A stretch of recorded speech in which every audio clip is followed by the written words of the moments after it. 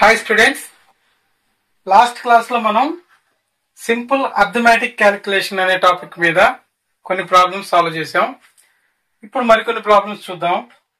ఇక్కడ మనకు first problem చూడండి. 6 + 66 + 666 + 6666 + 66,666 ఇచ్చాడు. అయితే ఇక్కడ లాస్ట్ చెప్పుకున్న క్లాస్ లో కూడా లాస్ట్ మోడల్ పేపర్ లో కూడా ఇలాంటి ప్రాబ్లమే 8 మంది ఇచ్చినాడు.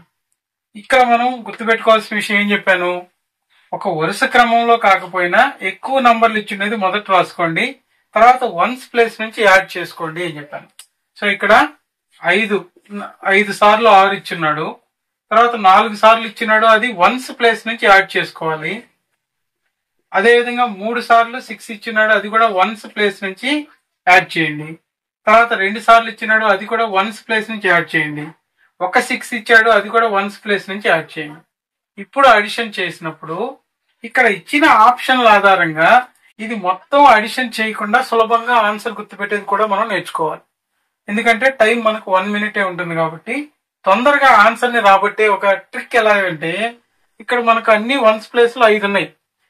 5 × 30 అంటే 0 వస్తుంది, ఇక్కడ 3 మిగులుతుంది అని మైండ్ లో ఉంటే చివరిలో 0 ఉన్న ఆప్షన్స్ ఏమైనా ఉన్నాయా? 1, 2, 3 ఉన్నాయి. ఇది లేదు కాబట్టి అది ఎలిమినేటెడ్. నెక్స్ట్ వచ్చి ఇక్కడ 4 ఆర్లు వస్తాయి. 4 ఆర్లు 24 + 3 27. సో 27 అంటే వన్స్ ప్లేస్ లో 7 వస్తుంది, 2 ఇక్కడికి వస్తుంది. సో ఇక్కడ 10th ప్లేస్ లో 7 ఉండే ఆప్షన్ ఏమైనా ఉన్నాయా? 10th ప్లేస్ లో 7 ఆప్షన్ ఇదొకటి ఉంది, ఇదొకటి ఉంది, ఇది కూడా ఎలిమినేట్ అయిపోయింది. నెక్స్ట్ ఇక్కడ 3 ఆర్లే వస్తాయి, ఒక 2 యాడ్ చేయాలి. ఇది మైండ్ లో ఉంటే 3 ఆర్లు 18, ఒక 2 20. అంటే 100 ప్లేస్ లో 0 రావాలి. 100 ప్లేస్ లో 0 ఇక్కడ ఒక్క దగ్గర వచ్చింది, ఇక్కడ లేదు కాబట్టి ఇది కరెక్ట్ ఆన్సర్ అని ఈజీగా గుర్తుపెట్టేది. సో మిగతా అంతా చేయాల్సిన అవసరం లేదు ఇక్కడ. సో ఇక్కడ 2 ఆర్లు 12, 2 14, 1 ఇలా. సో 74,070 అనేది ఆన్సర్. కానీ ఇలా పూర్తిగా చేయకుండా కూడా తొందరగా ఆన్సర్ ని రాబట్టే ప్రయత్నం చేసుకోవాలి. నెక్స్ట్ సెకండ్ ప్రాబ్లం చూడండి. 8,181 డివైడెడ్ బై 9. 9 తో దీన్ని డివైడ్ చేయాలి. మనకందరికి 9 టేబుల్ బాగా వచ్చి ఉంటుంది కాబట్టి వెంటనే ఏం చేస్తామంటే 9 9 × 81, 9 9 × 81. సో 99 అనేది ఫస్ట్ ఆప్షన్ కరెక్ట్ అని చెప్పి పెట్టేస్తాం. కానీ ఇది రాంగ్. కొద్దిగా ఇలాంటి ప్రాబ్లం ఇచ్చినప్పుడు జాగ్రత్తగా ఆలోచించండి. మామూలుగా మనం డివిజన్ చేసేటప్పుడు ఒక్కొక్క అంకినే డౌన్ చేసుకుంటాం. సో ఇక్కడ 9 తో దీన్ని క్యాన్సిల్ చేసేటప్పుడు కూడా మనం అదే జాగ్రత్తగా ఆలోచించాలి. చూడండి, 9 9 × 81 ఇక్కడ వరకు అందరం చేసేస్తారు, కానీ ఇక్కడ ఒక 8 ని మాత్రమే డౌన్ చేసుకుంటాం.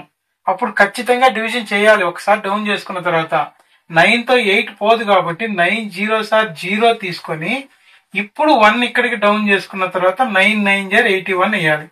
సో చాలా స్పీడ్ గా చేసేటప్పుడు మనం ఇది ఆన్సర్ అనుకుంటాం, కానీ ఇది రాంగ్ ఆన్సర్. 909 అనేది ఎక్కడుంటే ఇది కరెక్ట్ ఆన్సర్ అవుతుంది.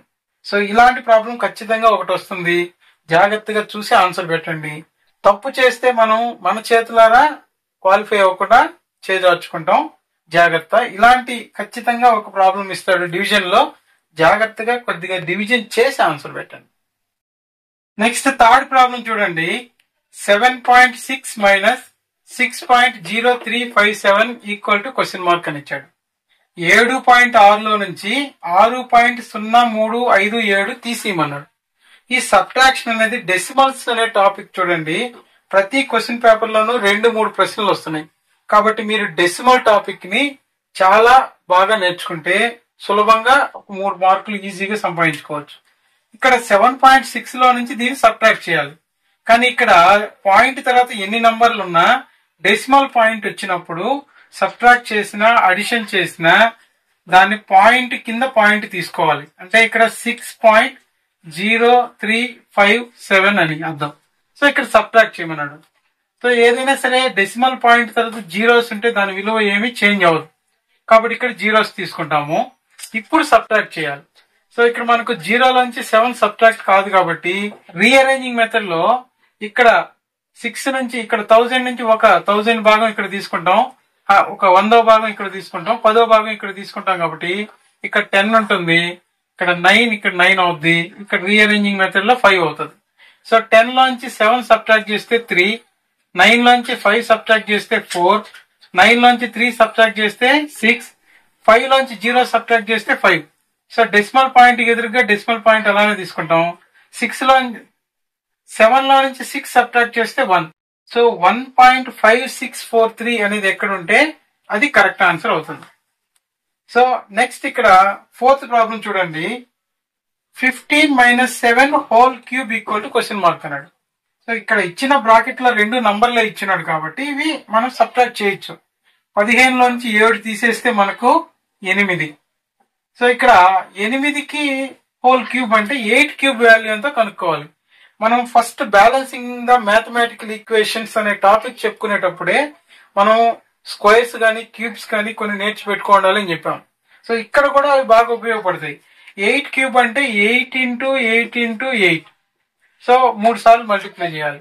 So 8 × 8 = 64, 64 × 8 = 512. So 8 cube value direct గా తెలుసున్నా కూడా 512 అని ఇలా చేసేయచ్చు. లేదు అంటే 8 × 8 = 64 ఇంటూ 8 మల్టిప్లై చేసి 8 × 4 = 32, 2 ఇక్కడ తీసుకుంటాం.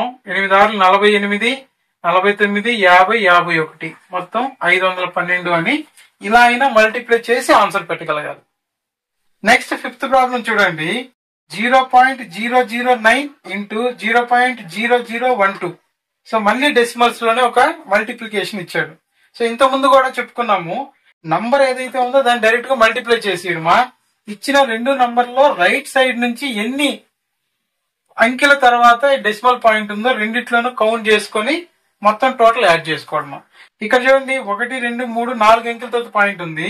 5, 6, 7 మొత్తం 7 అంకెలతో పాయింట్ వచ్చే విధంగా ఆన్సర్ తీసుకోవాలి. అయితే ఇక్కడ 12 × 9, 12 9 = 108. అన్నిట్లోనూ ఆప్షన్ లో 108 ఉంది. కాకపోతే మనం 7 అంకెలతో పాయింట్ ఉండే ఆప్షన్ ఏది? 1, 2, 3, 4, 5, 6, 7 ఇది కరెక్ట్ గా ఉంది. 1, 2, 3, 4, 5, 6 ఉంది. కాబట్టి ఇది కరెక్ట్ ఆన్సర్ గా తీసుకోవాలి.